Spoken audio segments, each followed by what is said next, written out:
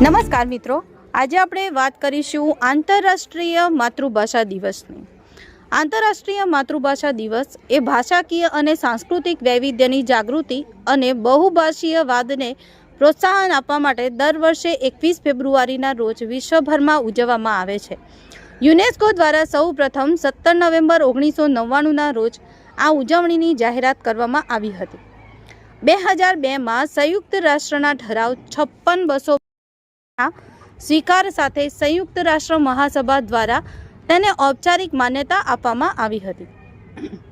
સંયુક્ત રાષ્ટ્રની સામાન્ય સભાએ 16 મે 2007ના રોજ ઠરાવ ક્રમાંક 61-266માં સ્વીકાર્યું હતું કે માતૃભાષા દિવસ એ વિશ્વના લોકો દ્વારા ઉપયોગમાં લેવામાં આવતી તમામ ભાષાઓની જાળવણી અને સંરક્ષણને પ્રોત્સાહન આપવા વ્યાપક પહેલનો એક ભાગ છે। આ ઠરાવની સાથે જ વર્ષ 2008ને આંતરરાષ્ટ્રીય ભાષા વર્ષ તરીકે પણ સ્થાપિત કર્યું હતું। આંતરરાષ્ટ્રીય માતૃભાષા દિવસની ઉજવણી કરવાનો મૂળ વિચાર બાંગ્લાદેશની પહેલ હતો। 21 ફેબ્રુઆરીએ બાંગ્લાદેશ, તે સમયે પૂર્વ પાકિસ્તાનના લોકોએ બાંગ્લા ભાષાને માન્યતા અપાવવા માટે આપેલી લડતની વર્ષગાંઠ છે। તે ભારતના પશ્ચિમ બંગાળમાં પણ ઉજવવામાં આવે છે। 1999માં યુનેસ્કો દ્વારા 21 ફેબ્રુઆરીને આંતરરાષ્ટ્રીય માતૃભાષા દિવસ તરીકે જાહેર કરવામાં આવ્યો હતો।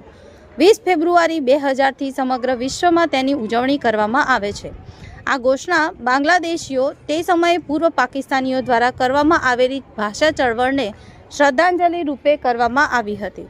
ડિજિટલ ઇન્ડિયા પહેલાના ભાગરૂપે ડિજિટલ રૂપે સામગ્રી દેશની 22 અનુસૂચિત ભાષાઓમાં ઉપલબ્ધ કરાવવામાં આવશે અને ભારતની અન્ય 234 માન્ય ભાષાઓમાં વિસ્તૃત કરવામાં આવશે।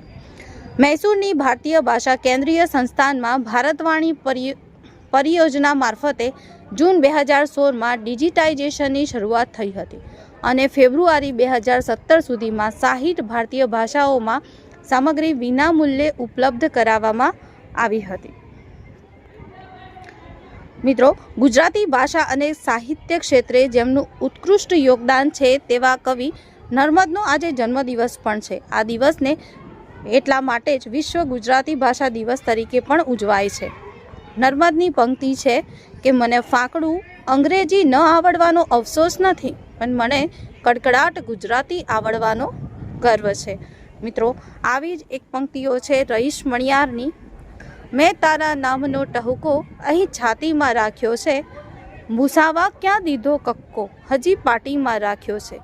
મલક કઈ કેટલાય ખૂંદ્યા બધાની ધૂળ ચોટી, પણ હજુય મારો ધબકારો તો મેં ગુજરાતીમાં રાખ્યો છે। Thank you.